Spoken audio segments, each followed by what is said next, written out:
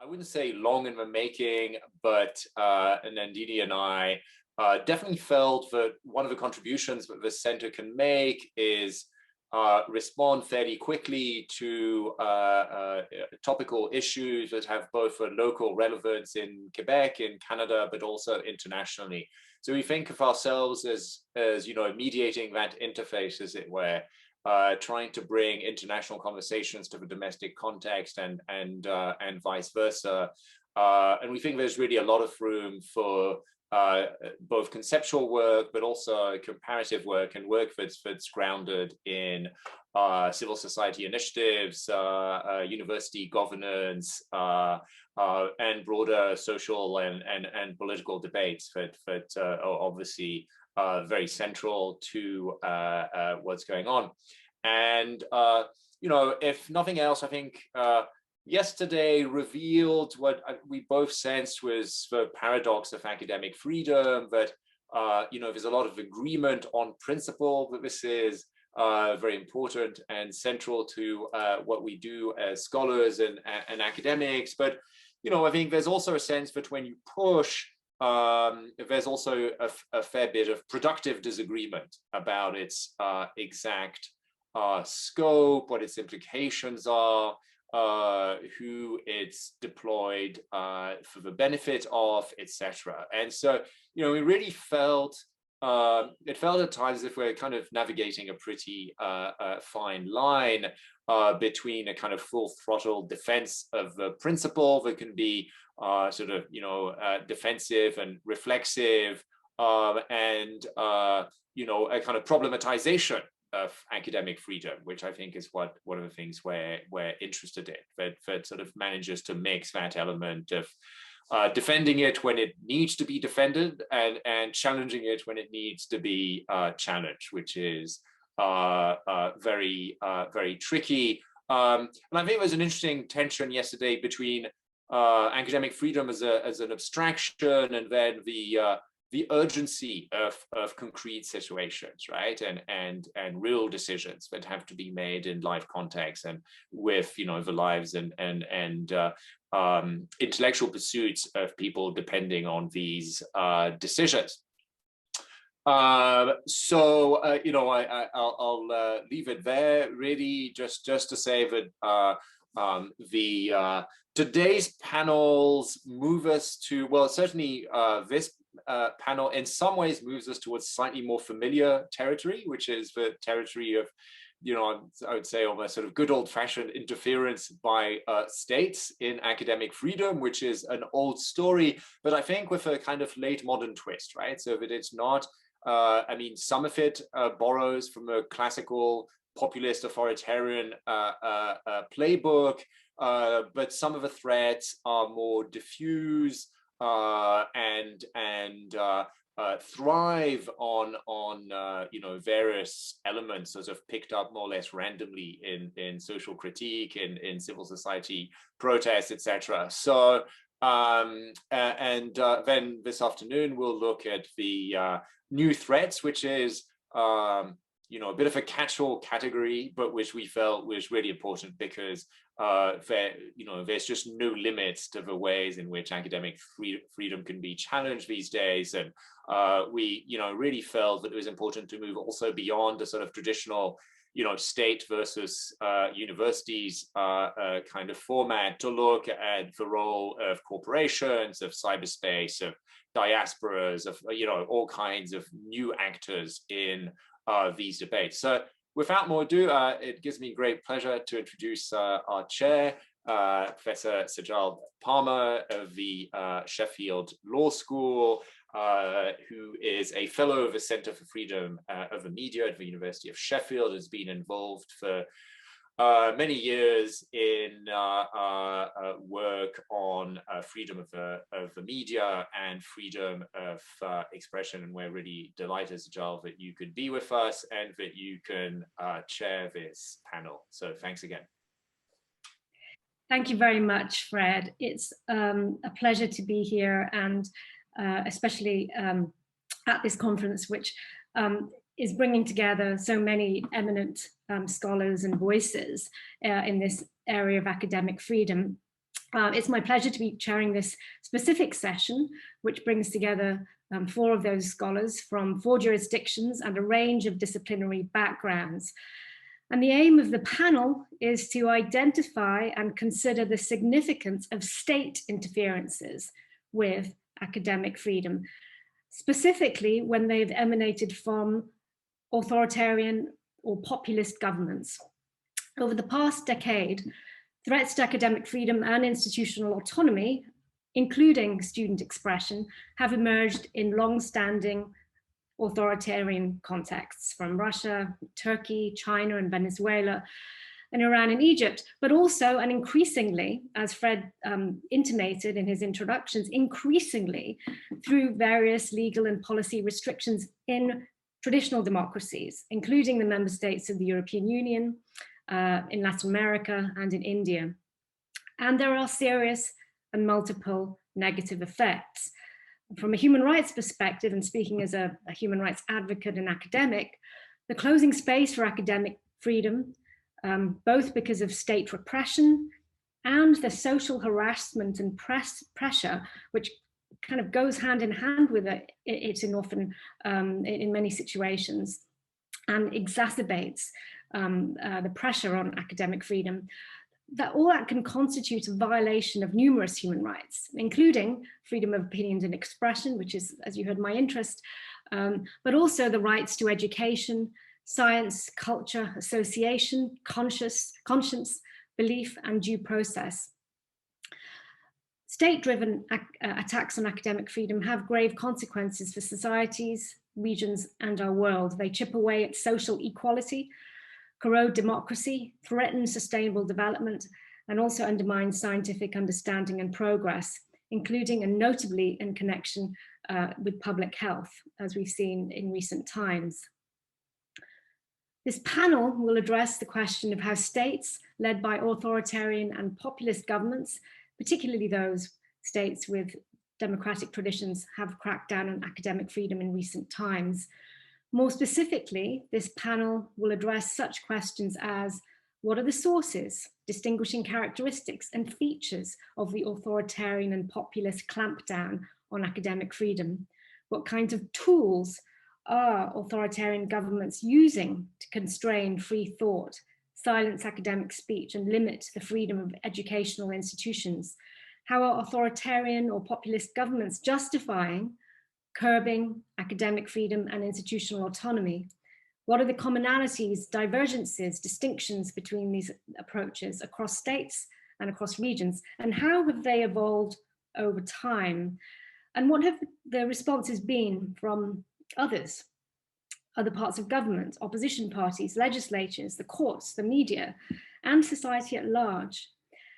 And how has the global pandemic been used to legitimize illegitimate state constraints on academic freedom? What are the restraints on effective solutions and building them? And what is the responsibility of academic institutions and scholars themselves under pressure in such contexts, and also beyond such contexts? How can academics in such situations and also around the world better protect and defend academic freedom? To address these and related questions of how state interferences with academic freedom can be best understood and be effectively addressed, I'm joined by Professors Flavia Biroli, Nandini Sundar, Stéphanie Hennette-Vauchez, and Liviu Matei. I shall introduce each of the speakers before they take the floor. Each speaker shall have 10 minutes before we open up the conversation to the participants. So first up is Flavia Biroli. Flavia is Associate Professor at the Institute of Political Science of the University of Brasília and President of the Brazilian Political Science Association.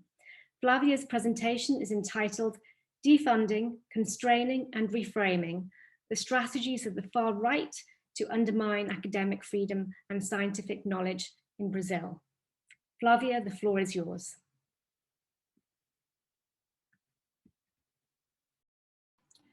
Thank you so much, Sejal.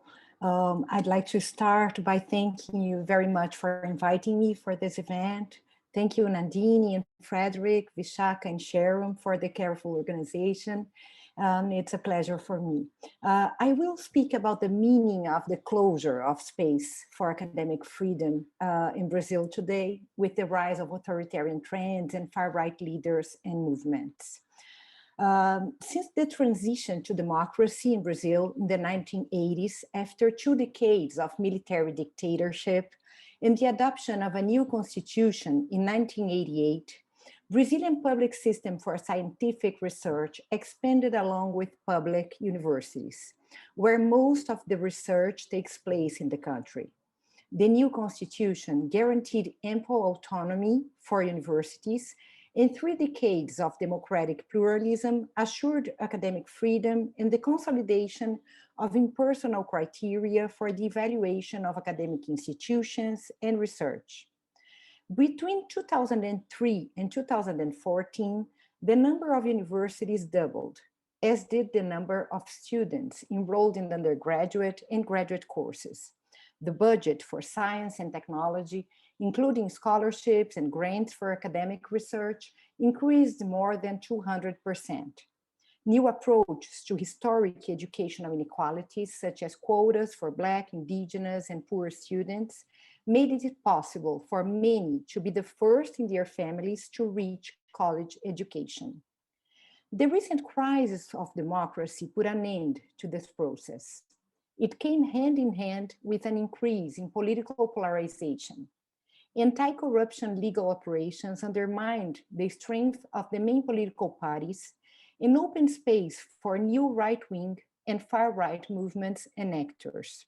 In their effort to delegitimate the agenda of the center-left coalition in power since 2003, they started targeting teachers and professors as ideologues of the left, denounced as the spreaders of ideas which would erode the social order.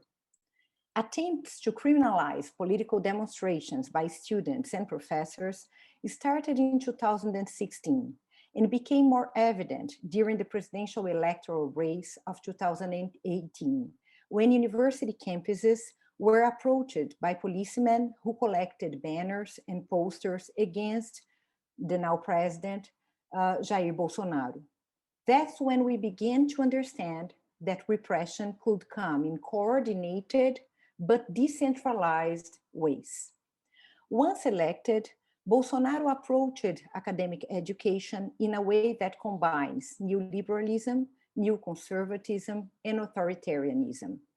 This approach consists in defunding, constraining, and reframing, as I will shortly speak now. So defunding, since the beginning of the crisis, the budget for education and science was systematically reduced. 3 months after the impeachment of President Dilma Rousseff in 2016, a constitutional amendment was approved in Congress, limiting public spending for 20 years, with great impact on education, health, and social security. This radical austerity policy and its anti-distributive effects escalated with the election of Bolsonaro in 2018. Successive contingencies reduced the budget of technological institutes and universities in more than 30%, compromising their functioning. The budget for science and technology for this year, for 2021, is 37% less than the one for last year, leading to severe limitation in funds for research, including scholarships for students. The multiple crises resulting from the pandemic of COVID-19 are now used by the government as justification for the most recent cuts. Now, constraining, what's this idea of constraining? It's not just censorship. So the crisis of Brazilian democracy and the intense polarization in Brazilian society gave momentum to a movement called School Without Party. It encouraged recording classes, denouncing and suing teachers and professors who spoke of political ideologies. It also produced drafts of bills to ban critical debates at schools and universities. Some of them were actually approved by state and local legislative bodies and were further judged unconstitutional by the Brazilian Supreme Court. The fact that they have not yet become law is important, as it speaks of the resistance against it from different sectors of civil society and the judiciary. However, the idea that teachers and professors should be watched closely by families and far-right local organizations became part of local disputes. The main issues closely watched by right-wing organizations are sexual diversity, gender and racial equality, criticism of hierarchies and economic inequalities, defined as communism, and the analysis of the Brazilian military dictatorship and the violence committed by the state during that regime, which is counterposed now by revisionist narratives. The movement School Without Party announced its end in 2019 as its agenda was embraced by right-wing think tanks and found shelter in the federal government. The Ministry of Education between the beginning of 2019 and July 2020 was one of its loudest supporters. Lists of critics of the government were produced by a government intelligence agency and were leaked into 2020, including the names of researchers in the area of human rights and security. Researchers registering the impact of the deregulation of environmental protection and examining the effects of pesticides, for example, researchers committed to human rights, in particularly those researching Black, Indigenous, women's and LGBTQ inequalities and rights, violence, have been either submitted to controls and censorship if they work for governmental agencies, or being object of fake news and exposed by radical supporters of the far right in social networks, what sometimes led to personal threats. The government has systematically attempted to control educational institutions by legal procedures, undermining their constitutional autonomy, and to limit critical thinking by determining that civil servants could suffer administrative procedures if they criticize the government in social networks and public demonstrations, what happened in at least 2 cases until this moment. There is also a significant change in the profile of those in charge of the main scientific agencies historically funding research in Brazil. They used to be education experts, recognized scholars, and former deans. Now they are military officers or previously obscure conservative religious scholars aligned to the agenda of Bolsonaro. The current Ministry of Education is a professor of law, but also a pastor. This is important to understand what I conceptualize as reframing. So I speak very shortly about that now. The politics of the far right also consists in reframing the definition of what is relevant for the country and should be thus supported by public policy, grants, and scholarships. An ordinance published in March 2020 by the federal government established the priorities and strategic areas for research, technological development, and innovation. The priorities correspond to militaristic approaches of security and technology and private interests connected to the agro-business. There are also new initiatives by the Ministry of Education to fund projects promoting new conservative ideologies, mostly focused on the strengthening of the family, integrated to the National Strategy for Strengthening Family Bonds, instituted by a decree of December 2020. In previous decades, human rights, gender equality, and sustainability were among the issues addressed by a special grant for researchers. Now, these are considered undesirable agendas and stigmatized as ideological. I should quickly add that this goes beyond universities and research. The structure of high school has been changed, approaching it of a more technical and minimalist model. History, geography, philosophy, and arts have become optional, reducing their offer for students. Educational content for high and elementary school is also under review, with particular attention to gender, race, the history of the military dictatorship, and any criticism to social inequalities. Supporters of the movement School Without Party and religious conservative activists are now members of the committees selecting books and discussing national exams. At the same time, the militarization of public schools around the country is promoted and encouraged by the government by offering extra budget for local governments, which adopt this model. Currently, the government also works for the approval of a bill legalizing homeschooling. I will just finish with some brief remarks. First, freedom of speech is particularly important, but the conflation of academic freedom and freedom of speech could limit our comprehension of what's at stake. I see an important connection between political economy and the conditions for pluralism. Defunding is a way to target undesirable critical thinking and reinforce the unequal conditions of access to education in excess of race and class, reproducing also regional gaps. It's also important to limit the production and circulation of knowledge in a way that might compromise collective intelligence, that is, the capacity of communities and societies to deal with challenges, imagine and build alternatives. Second remark, and I'm just wrapping up. Academic freedom is at risk when the value of disciplines and research agendas is determined by political ideologies. Devaluing knowledge endorsed by peers and the criteria produced by academic communities along the time. Two sets of political ideologies converge to weaken academic freedom in this sense. In the Brazilian case, neoliberal rationality, knowledge would be valuable only if it serves a certain economic rationality and profit. And new conservative morality, knowledge should correspond to the promotion of a certain moral order, mirroring certain interpretations of national tradition.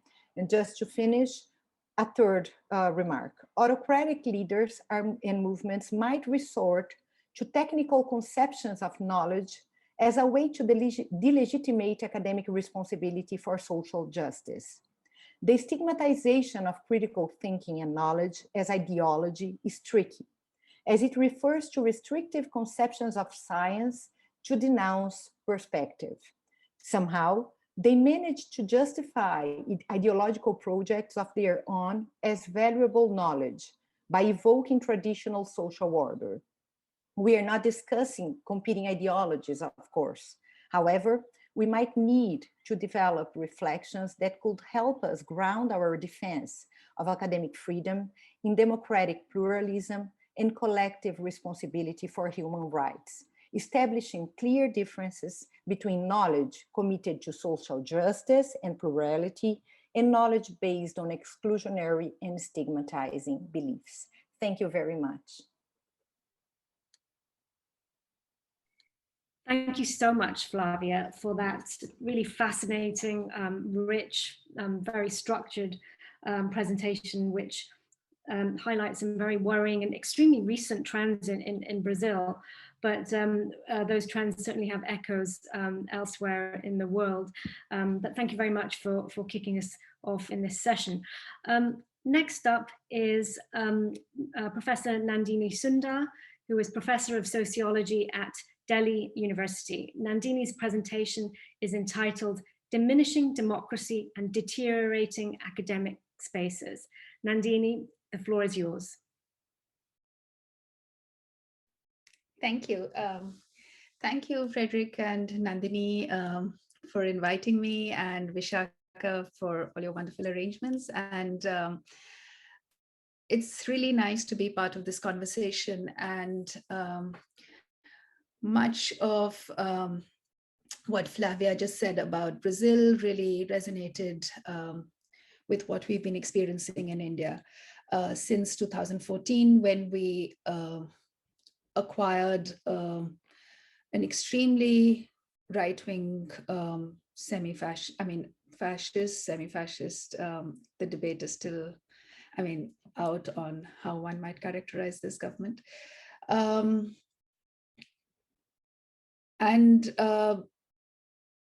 What I want to sort of look at is the way in which the question of academic freedom is embedded in some of the sort of problems of the university system more broadly. Now, let me just start with a little kind of definition of, sort of some definitional issues.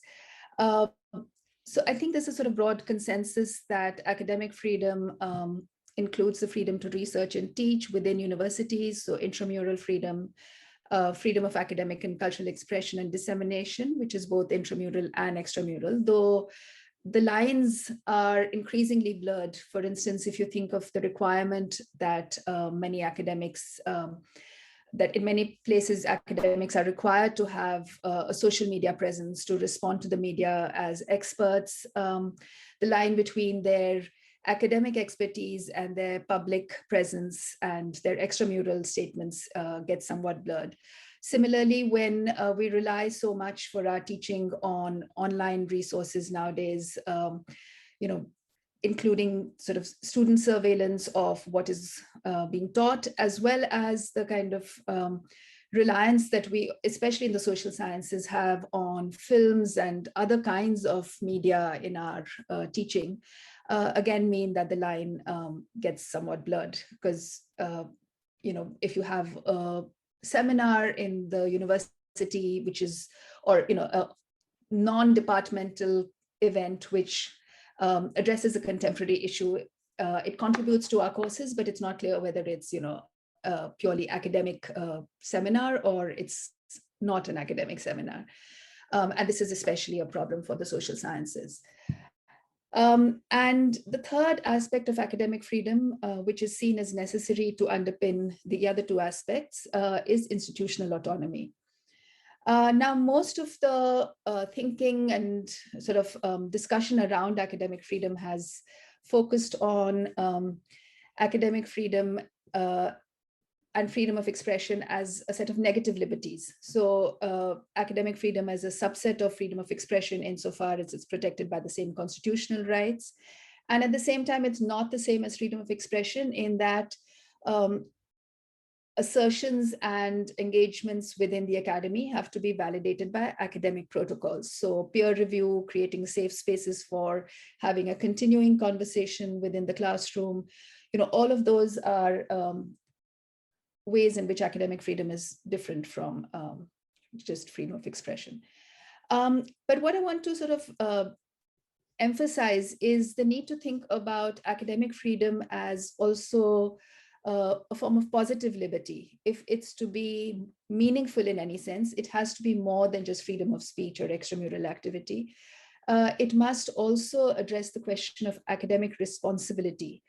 To whom and how are we responsible as academics, as well as academic justice, which would mean also looking at the institutional conditions under which academic life can flourish, including equality of access.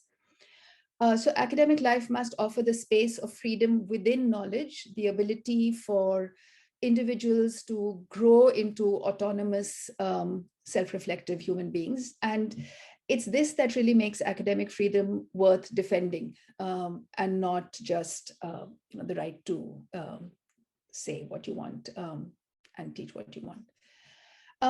So I want to come to the question that, scholars, for instance, Robert Lind raised this issue in 1938, just before the war, trying to figure out the academic responsibility of people when faced with a national crisis. So what are universities for?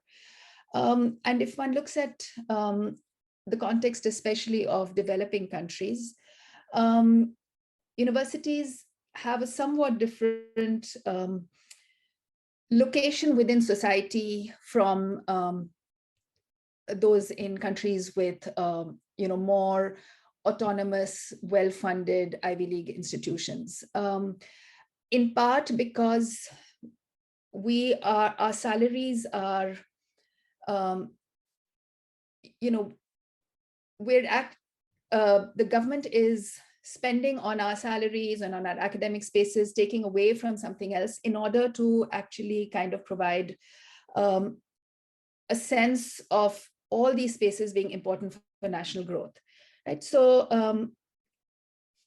the way that, so if you think of the way that universities have been conceived, they've been thought of as part of human resource training, especially of the young, as part of national growth, a way of enabling social mobility through education in order to reduce inequality, keeping alive a spirit of inquiry and criticism. So, some of the earliest national commissions on knowledge talked about the need for universities to engage with the communities around them and to criticize the government as well. And of course, universities are seen as important to push the frontiers of research. So when it comes to authoritarian governments, universities across the world are some of the prime targets. And in India, ever since the BJP government under Modi got elected, universities have been the prime site of resistance to the regime and have therefore been under attack. So we've had a number of student protests. Students have been, the attacks have been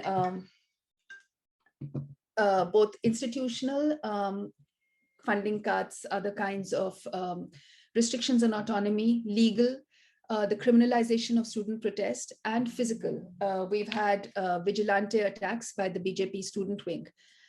And part of this attack has been to change the meaning of universities, to see them primarily as training centers for young people in employment, or at best vehicles to push a national historical and cultural narrative. So from all the things that a university could be, one or two things have been selected and emphasized and molded in an authoritarian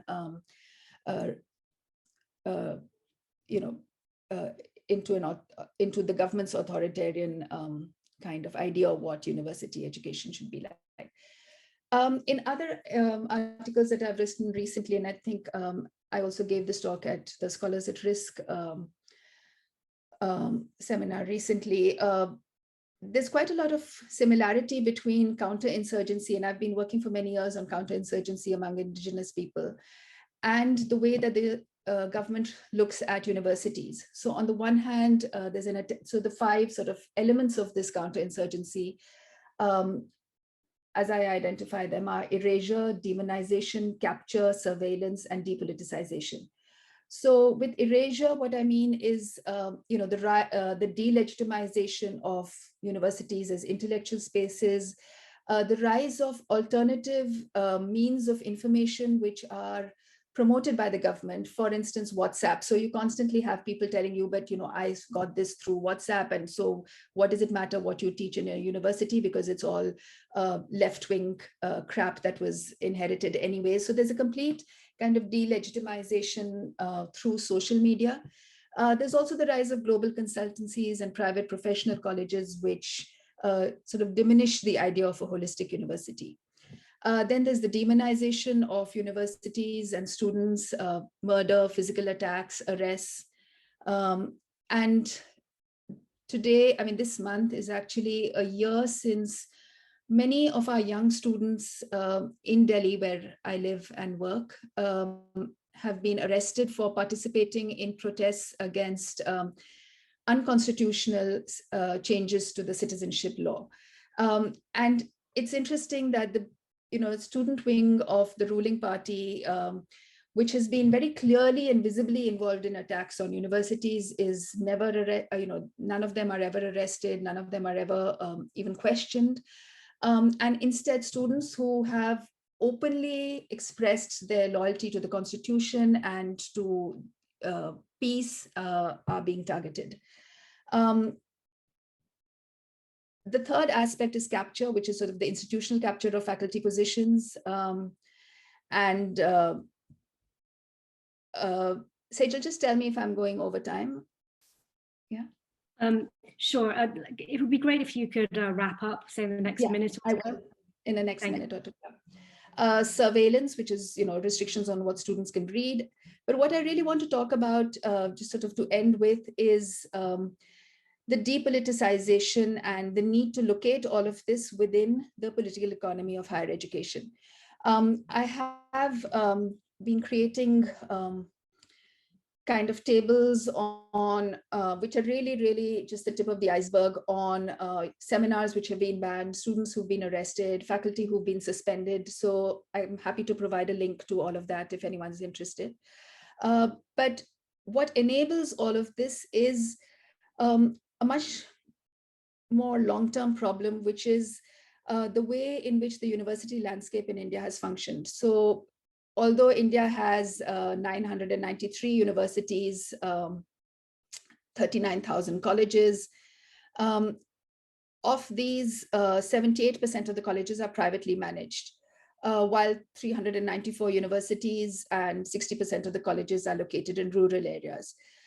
So the spaces of academic freedom which have existed have been largely in the large public universities, with private universities actually not being able to really stand up to government because they're dependent on them for licenses and so on. And with the decline of autonomy, with the increase in private universities, with the precaritization of faculty, fee hikes, the prioritization of global rankings, and the emphasis on job creation as the primary function of universities, a lot of the spaces where people could have spoken out against the government's authoritarianism are being whittled down. And I think it's important to sort of look at both of these together again, as in the Brazilian case. Thank you. Thank you so much, Nandini. Another great deep delve into a particular context, and really some sort of fascinating reflections on the positive rights associated with academic freedom, and how we can better identify those, and also highlighting how universities are a prime site for resistance against academic freedom, and also usefully unpacking those 5 elements of the counterinsurgency, which may be applicable perhaps in other contexts too. Okay, moving swiftly on, I'm delighted to welcome Stéphanie Hennette-Vauchez to the floor next. She is Professor of Public Law at the Université Paris Nanterre, where she also directs the Center on the Research for Human Rights. Stéphanie's presentation is entitled Contextualizing State Interference with Academic Freedom, Just Another Prong of an Authoritarian Turn in Government. I'm not sure whether that's a question or whether that's a definitive statement in the title, but anyway, I'll leave it to Stéphanie to explain that further. Stéphanie, the floor is yours. Thank you very much, Sejal, and great to see you again. I'll try to share my screen. I hope this works. It's always a little tricky, but okay, is it working? Cool. Okay, so first of all, of course, I want to thank Fred and Nandini and Vishaka for very warmly for giving us the opportunity of this important conversation. And really, I very much enjoyed the 2 panels yesterday, and I learned immensely for the colleagues. And I really want to thank everyone for the richness and generosity of these exchanges. And of course, I also want to thank Fred and Nandini for inviting me to speak today. And as I told them when I first received their invitation, I'm not a scholar of academic freedom as a concept. I'm a human rights and legal theory scholar. And my remarks today are more testimonial than scholarly in that sense, as I essentially want to tell you 2 stories of state interference with academic freedom and share with you the importance of context, as both these stories illustrate how interference with academic freedom can be viewed as just another prong of an authoritarian turn in government. And I also believe that these 2 examples will echo some of the calls that we've heard yesterday to not only reflect on academic freedom, the standpoint of theory, but also to include academic freedom as a practice in the discussion.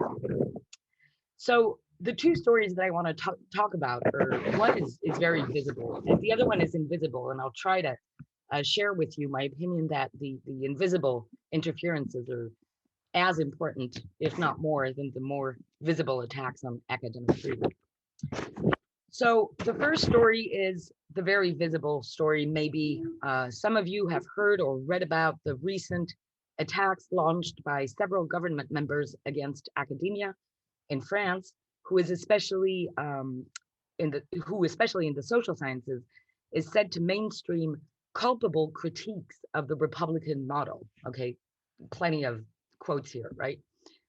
So here on the slide you have a couple of excerpts of interventions by the President of the Republic, the President of the Ministry of Education, the Ministry of Higher Education, and I just wanted to put them on the slide because I think the vocabulary is important, right? So we here have a vocabulary that is culpable, right? Academia is culpable.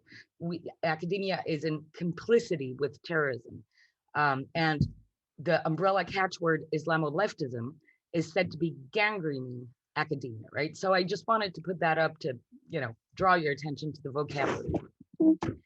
Now, what that really means, what these attacks really mean, on surface, they just take the form of spinning a number of facts and events in the defense of freedom of expression.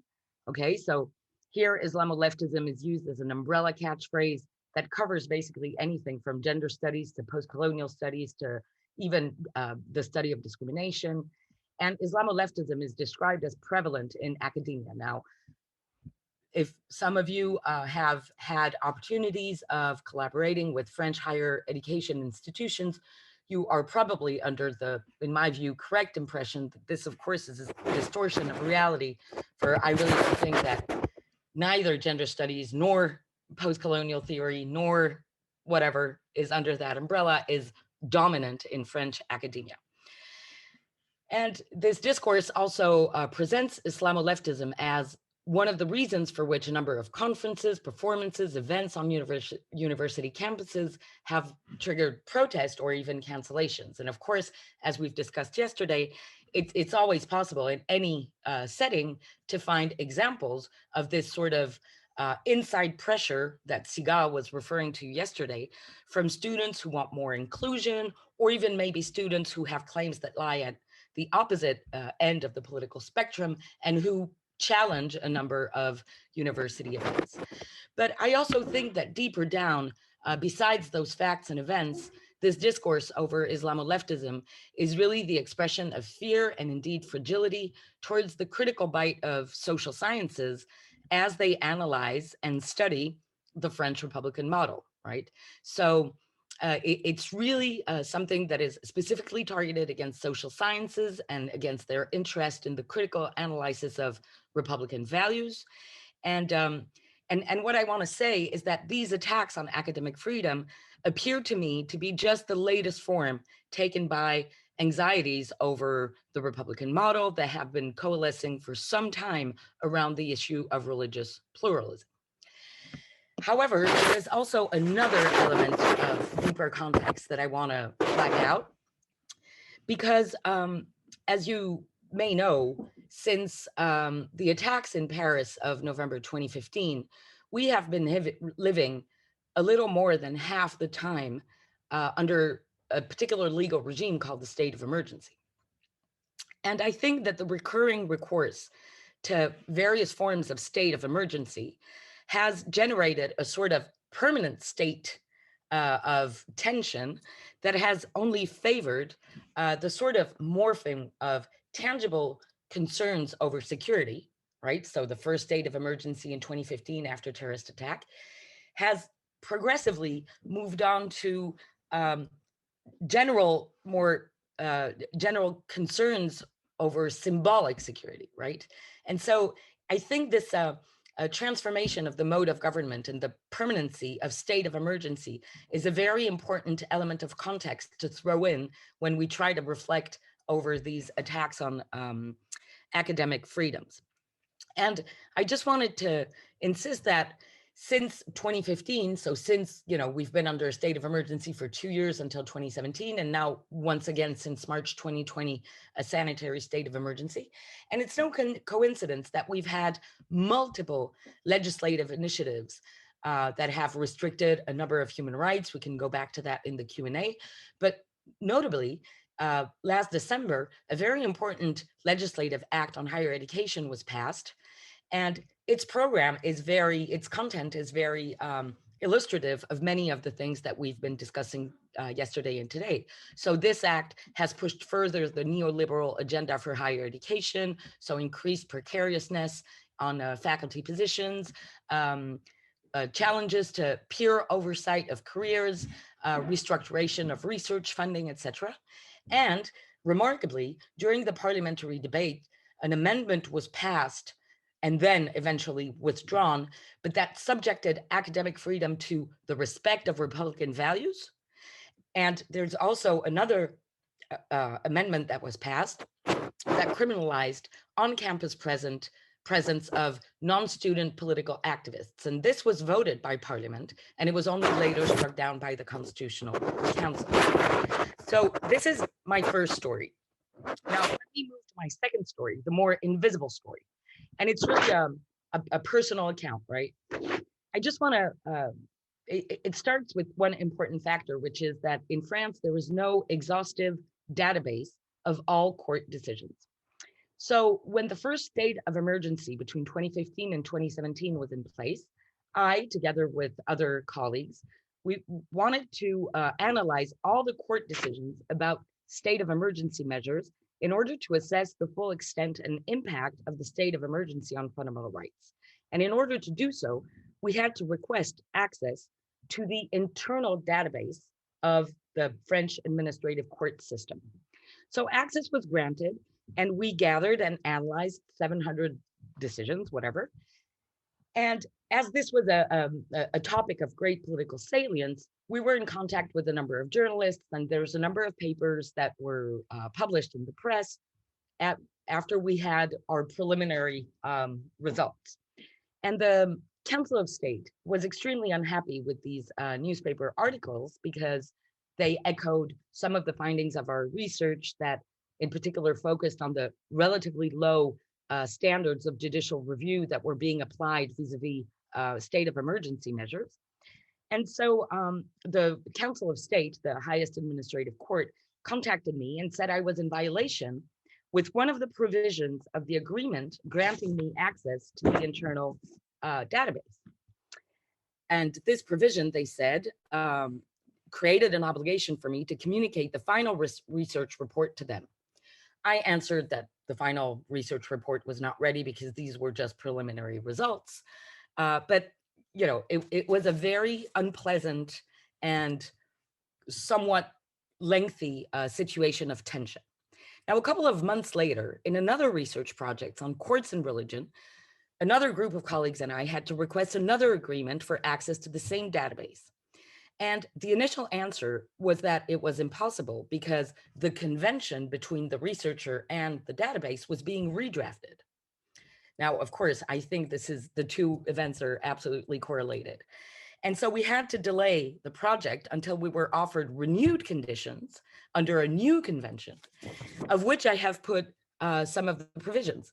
So now researchers who want to access that database, first, they're going to get the agreement only to the extent that the research project is of interest to administrative courts.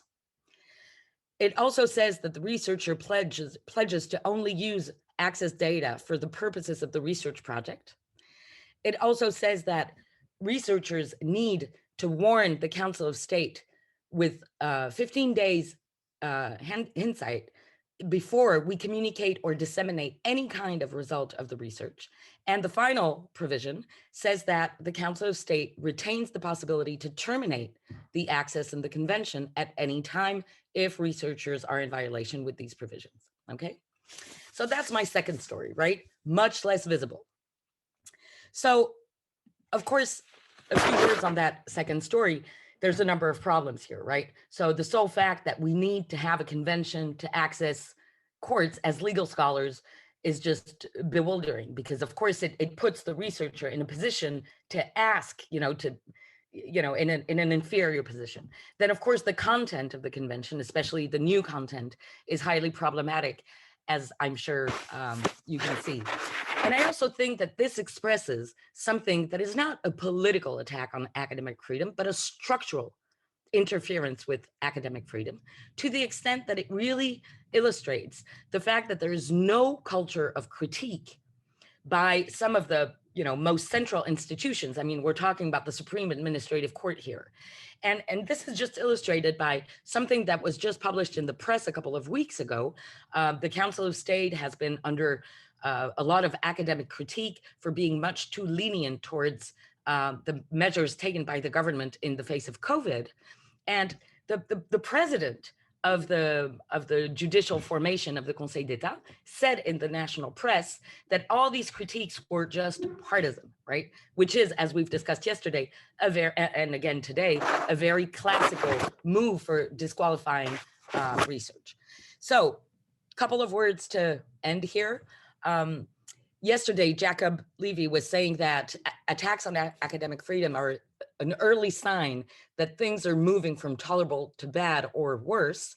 But I also think that it's very important to recall that attacks and interferences, they cross over distinctions of political regimes. And we see them in both authoritarian and non-authoritarian regimes. And to that extent, I'm very pleased that the organizers of this conference thought that it was interesting to include a testimony about France in a panel where other examples discussed are Brazil, India, and Hungary, or Austria, whatever, Hungary. And I also just wanted to say that, of course, there's a strongly political dimension of state interferences in academic freedom, but that, again, these less visible, more structural, more profound interferences require as much our attention. And also maybe because they're easier to, I mean, not easier, but they're, well, to a certain extent, easier to combat or to fight back against. Because I think it just recalls us the necessity to always fight for the improvement of these more procedural aspects of academic freedom that we were discussing yesterday. And I also think, and this is just to echo very interesting conversations that I heard yesterday, I think that the necessity to really focus on the more procedural aspects of academic freedom is also something that can strengthen what we were saying yesterday about the importance of associating and including students in both the benefits and the definition of academic freedom. And not only for all the very good normative reasons that were discussed yesterday, but also because when need comes under these gross political attacks, the more we include the students in the definition of academic freedom, the more likely it is that they will rally around us to defend it when it's under threat. Thank you very much. Thank you so much, Stephanie, for that really engaging and engagingly presented presentation about the visible and invisible threats to academic freedom. I particularly liked your emphasis on the sort of securitization of academic freedom in that context, that sort of permanent state of emergency, which has been embedded through the pandemic almost unquestioningly. And also the procedural, deeper, as you said, structural threats to academic freedom, which also need to be in view for any advocates of academic freedom and institutional autonomy. And France being a fascinating case study for that. Okay, last but definitely not least, the next presentation is from Liviu Matei, who is Provost and Professor of Higher Education Policy at the Central European University in Vienna and Budapest. He's also Vice Chancellor of OSUN, which is the Open Society University Network. I can say this personally, Liviu has been at the very heart and helm of CEU's fight for academic freedom and institutional autonomy, practically and also very carefully transitioning the institution from its home in Budapest to its new home in Vienna. I'm absolutely delighted to welcome Liviu to this panel. Liviu's presentation is entitled Authoritarianism, Populism, and the Crisis of Academic Freedom in Europe. Liviu, the floor is yours. Well, thank you very much, Sejal, for this very kind introduction. Perhaps I owe that to the fact that we have been colleagues for many years. It's good to see you. It's also good to see so many friends I haven't seen in long years, and also I hope new friends. And I'm learning a lot from you, and I'm looking forward to learning more. I would also like to thank Nandini, Frederica, and Vishaka for the invitation and for the organization. I will try a particular angle on this discussion, as it was introduced by Sejal at the very beginning, about authoritarian populist regime, intervention of the state in academic freedom. And that particular angle tries to focus on the interface a little bit between the state level and the supranational level, but in a particular context, in the European context.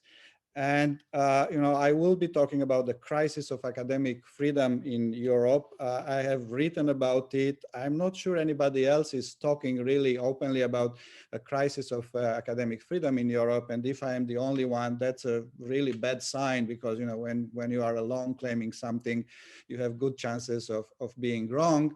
And today, because the time is short, as it should be in such meetings, I will not have the time to provide a lot of evidence for some of the claims I will be making, statements or nuances. So it might sound in the end a little more controversial and provocative than I mean it. So I apologize for that.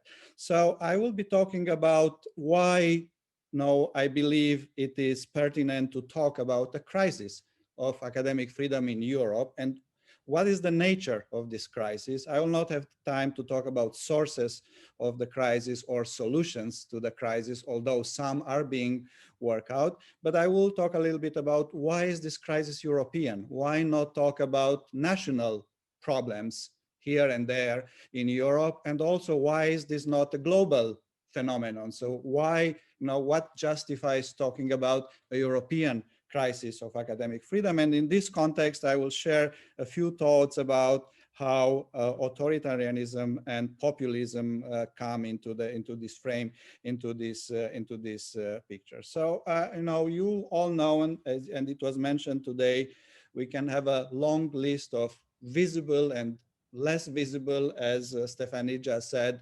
infringements, restrictions of academic freedom. Sometimes I believe we can talk simply about repression of academic freedom. And it is interesting to observe, and Stéphanie also said that such restrictions, infringement happened not only in countries that are reputed for that, like Hungary or Turkey, but basically everywhere in Europe in some form, to some degree. There are cases in France, in Germany, in Norway I should not say, because I don't know of any case, but certainly Holland, and they happened in Romania, they happened in Greece. So there is something already European there. And here I should say, when I talk about Europe, I mean more specifically the European higher education area, with the 49 countries that comprise the area. And I'll say a little bit more in a moment why this supranational construction is real. It has substance and relevance. So there is certainly a list of facts that is telling us that something wrong is happening. This is what pertains to what I call the empiric side of the crisis of academic freedom, and this includes regulatory aspects, legal aspects, political aspects, practical aspects as well. But what I claim, and I know this is already controversial, is that there is also an intellectual dimension of this crisis. And the intellectual dimension, I believe, has to do with the fact that in spite of tremendous developments in higher education in Europe in the last 20 years, we have forgotten about academic freedom or ignored to think about academic freedom. So it's not only, I should say, the fault, the responsibility of policymakers, legislators, it's also the fault of people inside the academe, of intellectuals and academics.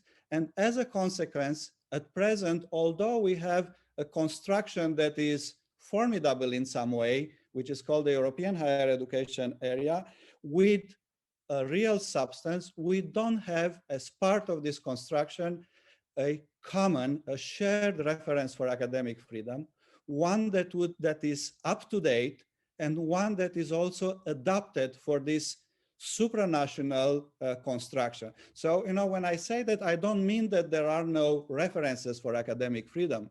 No, there is legislation, national legislation, international legislation, European legislation, international legislation, but these references are either ignored or they are really outdated. They cannot be really put in practice. They cannot be not be really used. And I will illustrate with a little bit of an example what I mean by this, and also what I mean by references that are, or a reference that is adapted to our times and to our situation.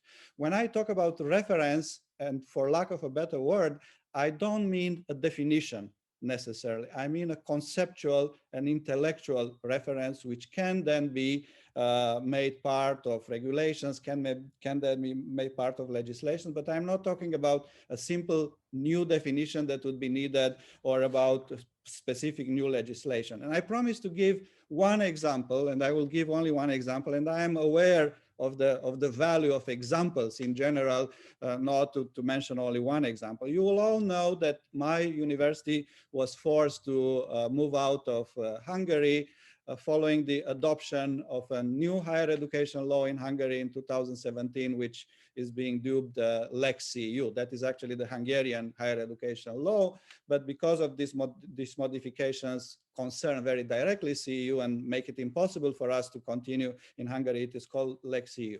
The European Commission, and you all know that, I'm sure, sued Hungary for infringement of academic freedom after the adoption of this law at the European Court of Justice.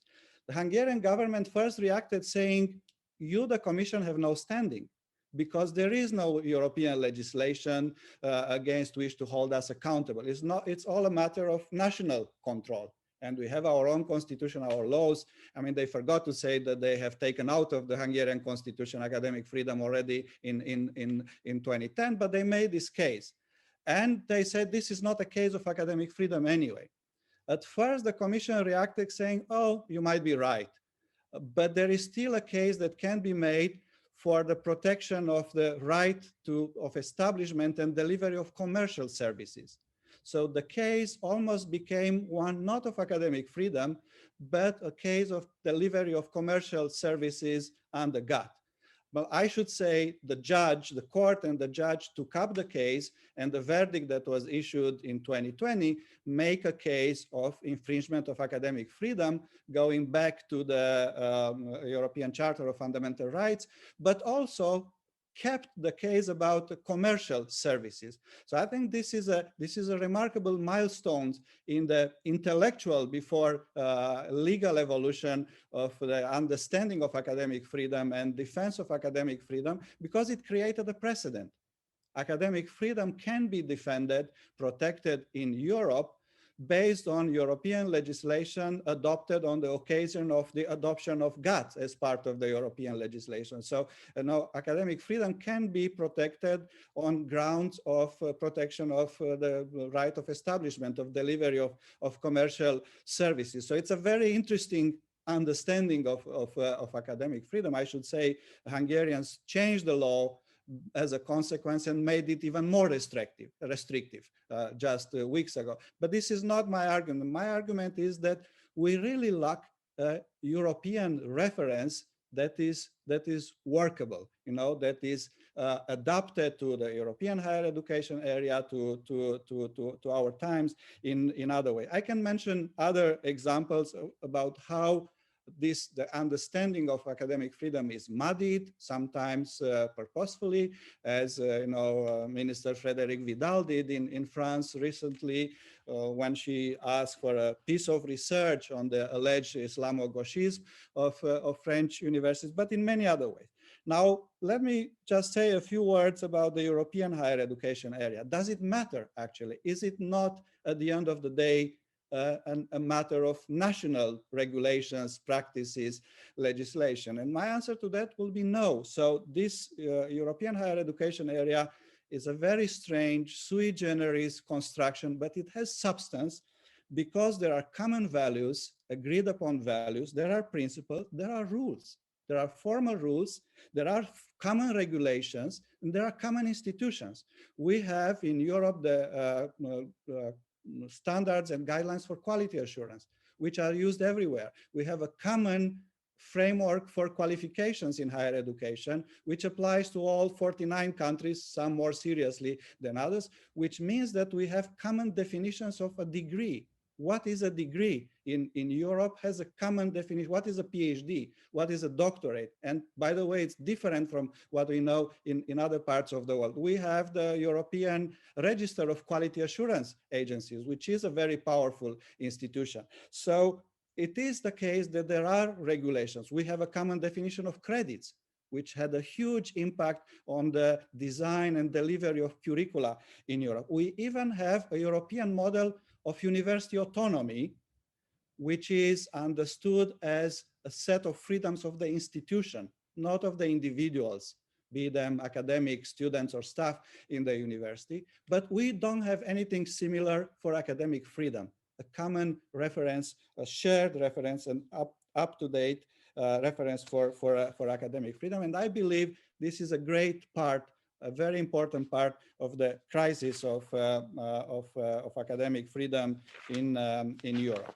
Now, as I said, I'm not going to talk about solutions. There is work being done in order to build such a common reference, and more than that, a European-wide mechanism for monitoring academic freedom. But because I don't have a lot of time left, I wanted to share a few thoughts, and this is also a little bit by way of testimonials rather than studying and reflection, scholarship. I haven't really done work on this, but I think there is a difference in the way authoritarianism, populism, separately or together, impact on academic freedom, depending on whether a particular state, political regime is rather democratic or undemocratic. And I will illustrate this with example. If we take Belarus, for example, it doesn't matter that that regime is not populist.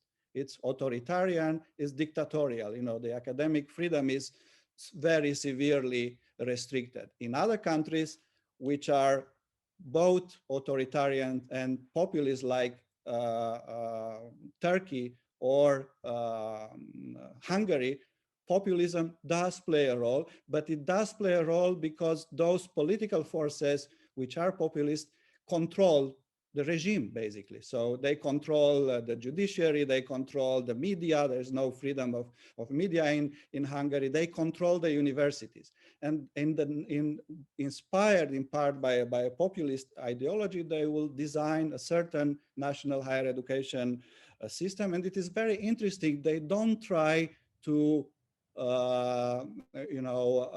to make higher education disappear, but just control it and put it in the service very often of the propaganda machinery of those regimes or of the political regime. So now it is very interesting whether it matters whether in an authoritarian regime, in addition, that is also a populist regime, and I would say it matters. But it is also very interesting what is happening in democratic regime. Populist attacks are also possible, and we have seen this. We have seen this in France, we have seen it in Romania. But there is a chance in these regimes that democratic institutions hold when and principles when academic freedom is attacked. I'll give you one example. Romania, the Romanian parliament, my country, Romanian parliament adopted a law last year, I believe 2020, banning gender studies altogether. No gender studies in Romanian university. The president of Romania deferred the law to the Constitutional Court for review, and the Constitutional Court decided this law is anti-constitutional.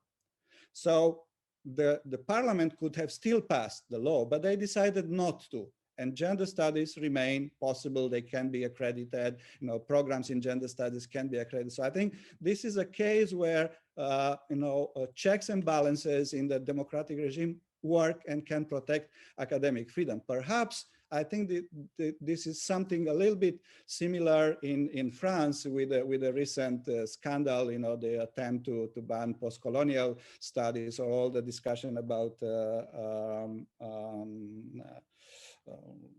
Islamo-Gauchism. But what is interesting is that populist attacks don't come necessarily from minorities or political extremes. They can also come from the mainstream, as it was the case in the Romanian parliament. It was the ruling party that proposed the law and tried to pass it. But again, and there are cases from Germany also, when their extreme right took to court research institutes, but the court ruled in favor of the research institutes and in favor of academic freedom. So it's the play between populism and academic freedom is a little different probably in a democratic regime. And now I will end with one last example. What is, I think, also happening in some democratic regimes is some kind of race to the bottom, race to the base, as we have seen in France also. So Mr. Macron's party tries to lure voters of the extreme right, and I'm not sure I will learn the new name of the Front National before they change it again, but they try to lure voters, and then the part of their attack against Macron's government's attack against academic freedom was inspired by this idea that adopting a populist or even pseudo-populist position will lure some of the voters. But they did attack academic freedom because of this. So they are competing with the extremes in being more populist and perhaps more restrictive to academic freedom. Now I will really end by saying that I find fascinating to observe the changes with regard to the understanding of academic freedom in Europe and in the world. I mean, it is a very interesting question whether a European reference for academic freedom is possible and can be efficient. I believe yes, but would it be possible to have a global, common, shared, up-to-date, adapted reference for academic freedom? I don't know that.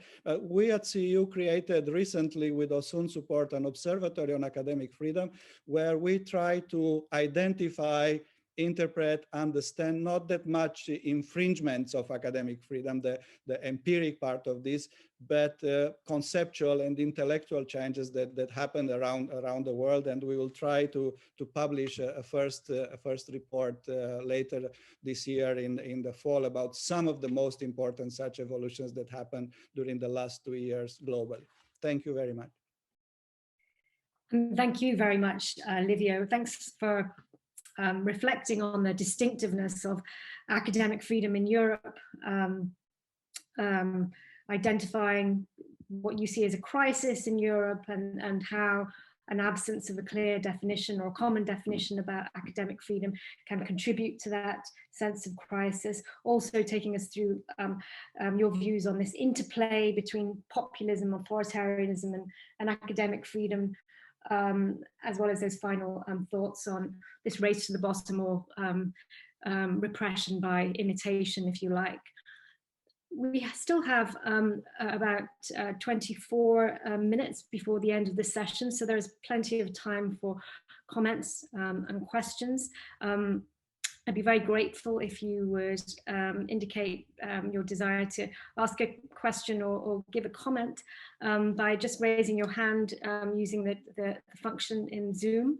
And then I can call upon you. And when you do take the floor, I'll ask you just to identify yourself and your institution, please. So comments and questions, the floor is now open.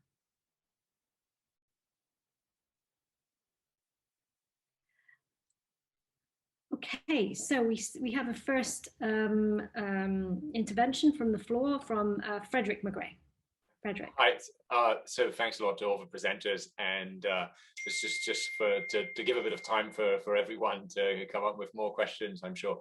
I had a question to all panelists on the extent to which specifically recruitment of professors has been impacted by these various assaults on academic freedom. And we tend to think of I suppose both recruitment and security of tenure, and in fact getting tenure, right, as some of the pillars of academic freedom, and is really being central. So yeah, in some countries, I understand that there's a kind of national competition. Is there any hint that that's being tinkered with? In others, universities have autonomy of recruitment. Are they less vulnerable to outside pressures? And obviously we have a few famous cases of people being denied tenure on the basis of what are typically exercises of their academic freedom on the basis of the substance of their views rather than merit. And also, presumably people being forced to retire early, to move institution. And there's a whole game around promotions, right? That can be instrumentalized quite discreetly, chairs, grants, corner officers, etc. So I'd be interested in hearing your thoughts on that dimension of the threat. Thank you, Fred. I'm just going to take a cluster of questions to start off. So let's take another set of questions or comments from Vishaka. Thank you, Vishaka. Hi, so I'm from the Center for Human Rights and Legal Pluralism at McGill University. And I was wondering, so yesterday there was a lot of talk about the need to take into account students' perception about academics and how perception of academic freedom really matters. And today there was also mention of how there's misinformation about the role of universities and how they're portrayed as elitist institutions. And I would like to ask whether there is need for proactive measures by universities to democratize the knowledge that is made within universities, because it is true that university, like scholars and scholarship is concentrated in highly specialized areas, and maybe the public does not have enough of information about what actually goes on, and that makes it easier for populist governments to curtail academic freedom by spreading this type of rhetoric. So any ideas of whether this is a good measure, or is it feeding into, giving more obligations to academics? Just your views on that. Okay, thanks very much, Vishaka. Let's now turn to the speakers, because I can't see any other hands up for the moment, but I do encourage you to think up some questions and comments for our speakers. Who would like to answer that question? Well, first of all, there's two questions. One on recruitment and employment conditions more generally, how those are impacted upon by the authoritarian clamp down on academic freedom, if you like. And then Vishaka's question about students' perceptions. And I think the question is really about the democratization of knowledge, and I suppose the extent to which public engagement and impact-related work can potentially limit or forestall attacks on academic freedom. Okay, who'd like to answer those questions? I'm happy to. Yeah, Nandini, please. So, sorry, I think I missed the beginning of Frederick's question because my internet snapped. But so in terms of recruitment, I think that's one of the major ways in which the government, I mean, at least like the Indian government is transforming and restricting the nature of academic engagement by planting ideologues from the ruling party. So for those, I mean, I guess that people know what the BJP government is about, that it's the political wing of a fascist organization called the RSS with a long-term goal of establishing a Hindu nation in which everybody else will be second-class citizens. So part of the way in which it's attacking academic freedom is by appointing its own people as vice chancellors, and also making sure that all new appointments are made from among people with the right ideology. So other kinds of thought are discouraged, and I think that also brings me to Vishaka's question about the need to democratize the university. And this has been a huge problem, I think, in India, where sort of colonial legacy of education, especially in terms of language, the predominance of English in universities, the way in which we still look to the West for academic validation instead of trying to develop, a variety of different criteria for generating knowledge. I think, and the fact that, there's so much knowledge, which sort of indigenous knowledge by craftspeople, by farmers, by, a whole range of different professions, which is actually disappearing. And universities are actively engaged in de-skilling, even though they're meant to be providing education. So I think those are issues that need to be addressed to make universities more relevant. But that's something, as Flavia said, that's not a discussion that's happening anymore.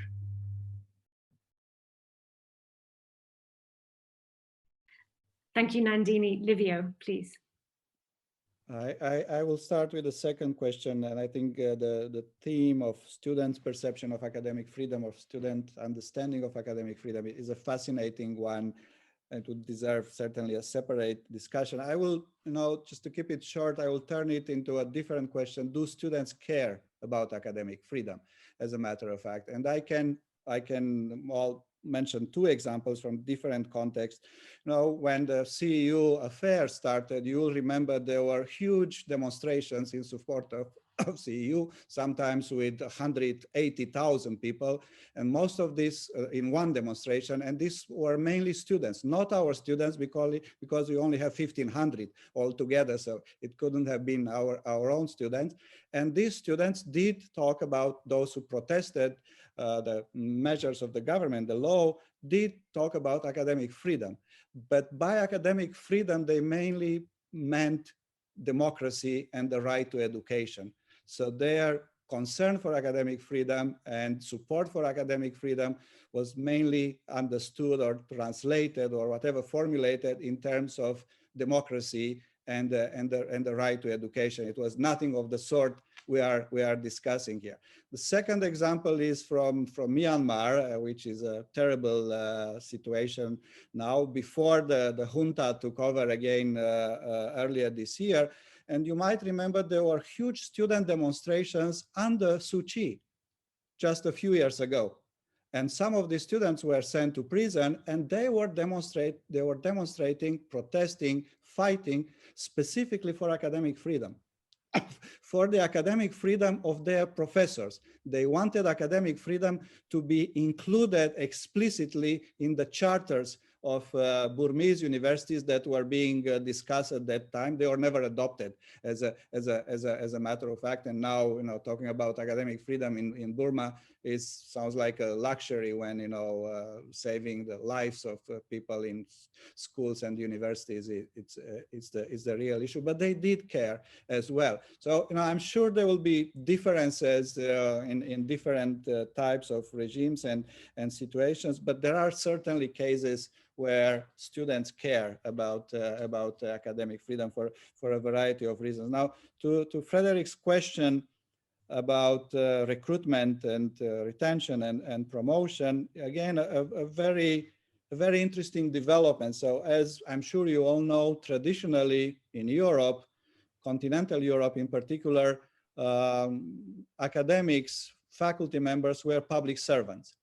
And sometimes the recruitment appointment system was so centralized that professors were appointed through a national competition or by the president of the country. It's still the case in some European countries where the president of the country makes the appointment of a professor, at least formally. But what happened again in the last 10 years, university autonomy developed, and universities were more and more free to decide who they hire, how they hire, and professors lost their previous status as civil servants, and they became employees, private employees, contract employees in any case.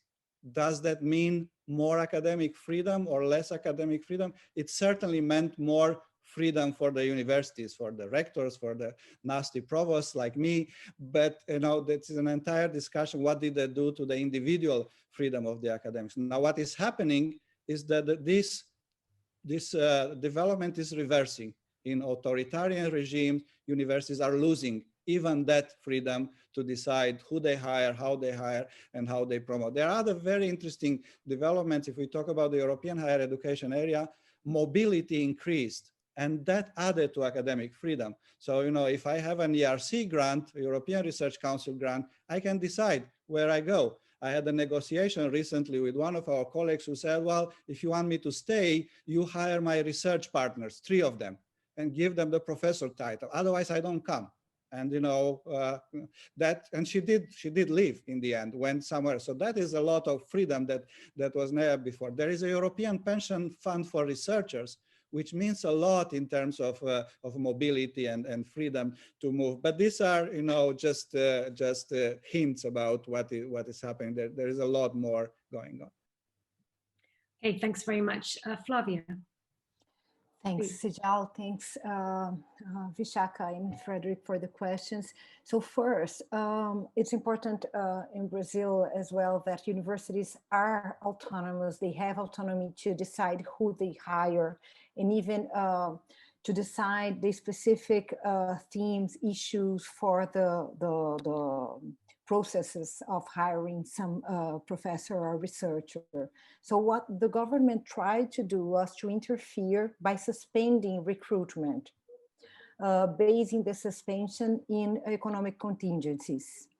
But here we have a half success by Bolsonaro's government, because part of this attempt had to do with trying to undermine the autonomy of universities to use its budget, universities to use their budget. And here I come to something that Liviu has said. It does make a difference if we have the degree, I would say, of democracy in specific regimes. So we had very important reactions by civil society, and in particular by the judiciary and our constitutional court, that were able to bar some of the attempts to undermine the autonomy of the universities, and part of the attempt is to suspend the recruitment. So right now it's possible to recruit only if someone has retired, and there is no forceful retirement to the moment. And I'd like to say some words about about Vishaka's question. It's interesting, Vishaka, how in Brazil, universities were in a process of democratization in many ways because of the quotas for Black, Indigenous, and poor students, because new university campuses had been inaugurated in poorer regions of the country.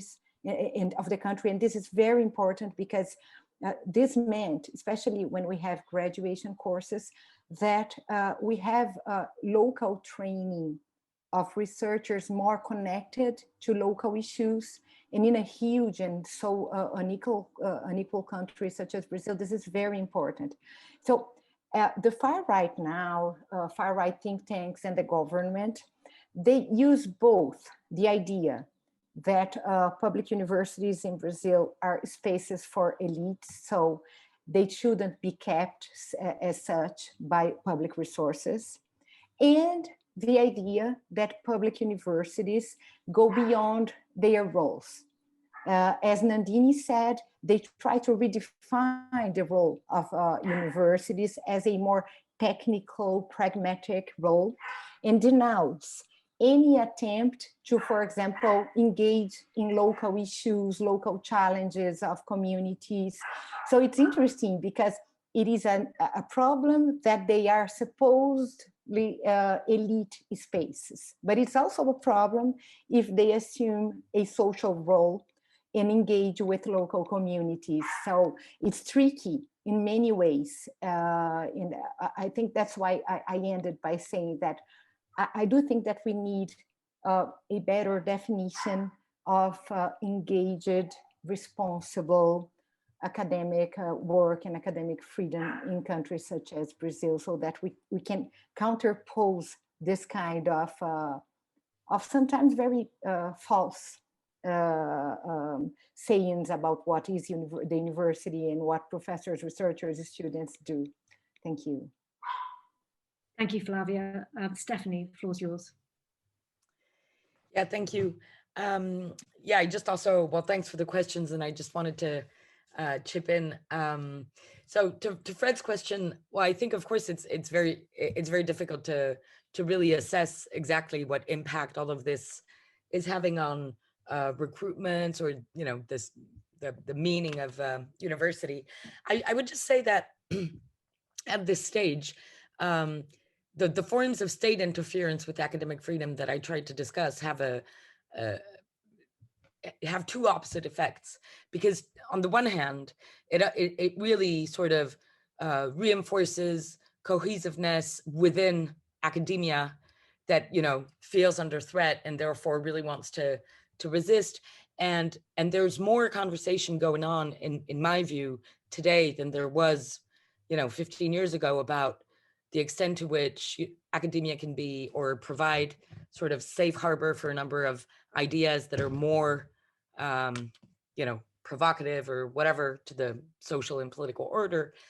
But on the other hand, of course, academia is a plural world, and therefore there's also chunks of academia that really buy into the notion that all of social sciences in France have become Islamo-gauchiste or whatever, and I think that for younger scholars today, people who are currently on the job market, who will be on the job market in the current years, I think the situation is extremely difficult, because all of those who work, on those topics that have been targeted as, falling under this umbrella of Islamo-gauchisme, it's a very uncomfortable situation. And I know that many of them are, sort of in a position that they need to strategize, do you actually put the word gender in the title of your dissertation? I mean, this is a big issue, right?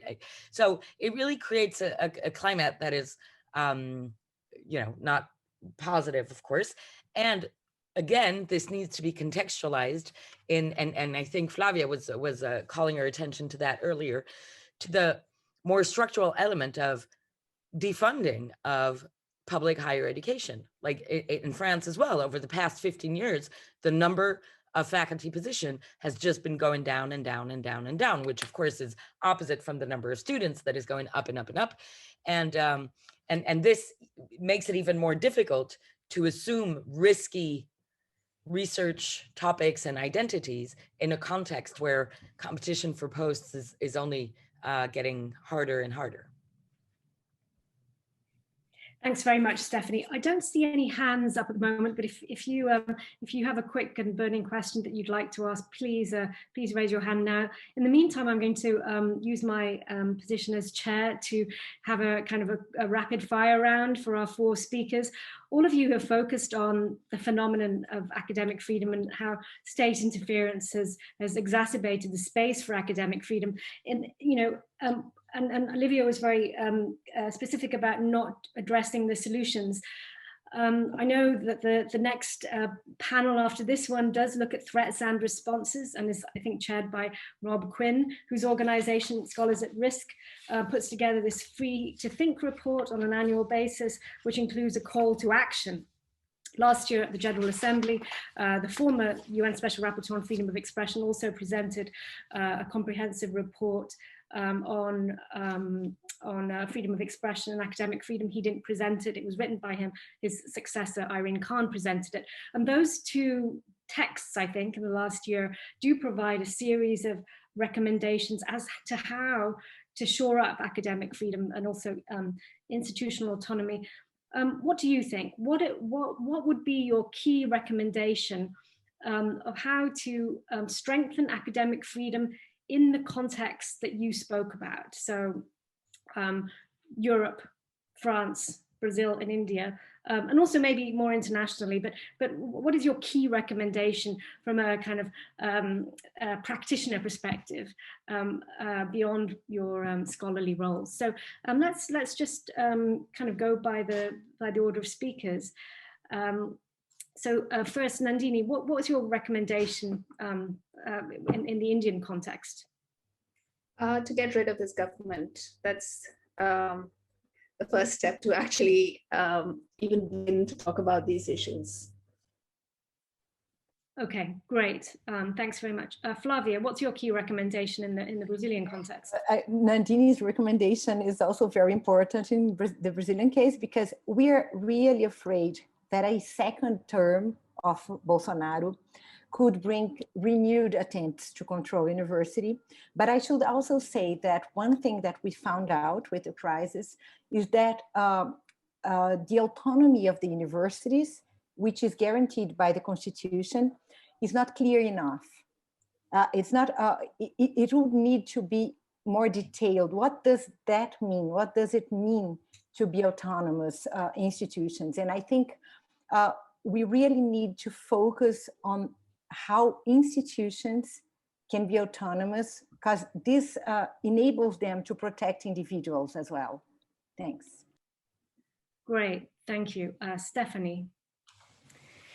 Well, it was difficult to come up with one key recommendation, but I think maybe one of the things that with the specific context of France would be extremely important would be really to stop thinking that just because we have open access, virtually free universities as institutions of higher education, we've achieved democratization.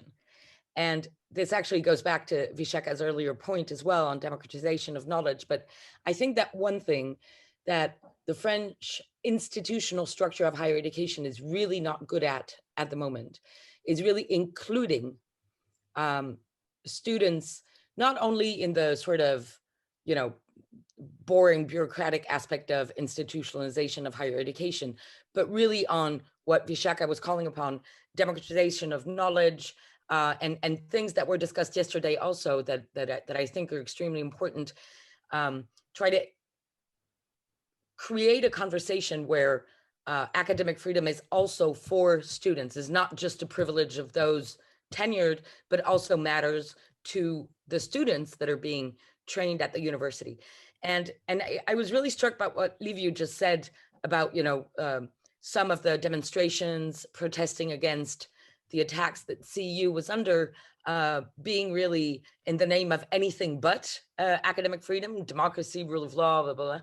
And I think it, you know, this probably would apply in France as well, where I see a lot of youth and student organizations having an understanding of democracy in universities that doesn't really identify academic freedom as a concept that could be of value for them. So I think, you know, there's work to do there, and, you know, with the objective of really including their voices in deciding what we teach, how we teach it, and on the basis of what material. Okay, thank you very much, Stephanie. Liviu, your final recommendation. It was so good to hear some optimistic news and recommendations. And please, once you get rid of Modi and Bolsonaro, give us a hand. You know, I know you are joking, and I'm also joking, obviously, because in this part of the world we are very pessimistic, actually, and we believe not only that nasty regimes can last for long. I have lived half of my life in a communist regime. I thought it would never end. But also we have been taught that universities cannot, overthrow political regimes. They should not even do that. And again, of course, I am joking, but it is true. Speaking of democratic and non-democratic regime, I think what we are all saying in this round of answers, we need democracy for universities and for academic freedom. So it's not about Modi and Bolsonaro necessarily as individuals, but it is about democracy. And then the question is, what if now Mr. Erdogan will stay for decades? What if Mr. Orban, who is not even 60, will stay? And my recommendation, you know, thinking from a very particular, you know, a niche, not to call it a rabbit hole or something like that, my recommendation would be really to work for us in Europe to have this common reference, which would be adopted, out to date, and eventually shared. And, you know, I don't want to talk now about the epidemiology of academic freedom as opposed to epistemology of academic freedom. How many people, institutions should adopt one conceptual reference to make it share. But my hope and my dream is something similar for the long run, if not the short run, to what happened to the Helsinki agreements on human rights. And you all know that stories by some accident of fate or in a moment of madness, communist leaders in '75 agreed to sign together with the capitalist countries the final accords on human rights, and they become a reference.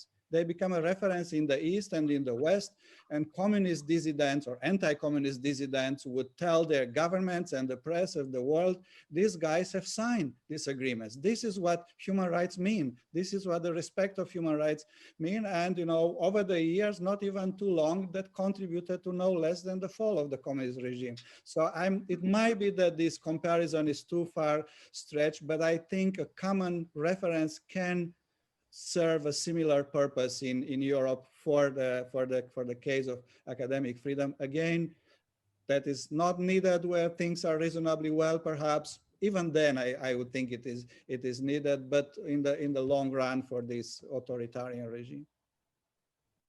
Thank you, Liviu, for those final words. We need democracy for academic freedom. I think that's a good place to land and finish this session, which actually I think for me really showed the relationship between scholarly rigor and reflection, and also activism and advocacy in the promotion of academic freedom.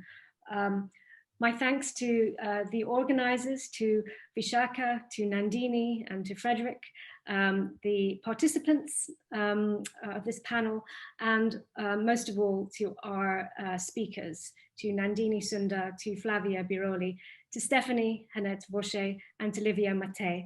Thank you very much, everyone, and stay safe, and hope to see you soon.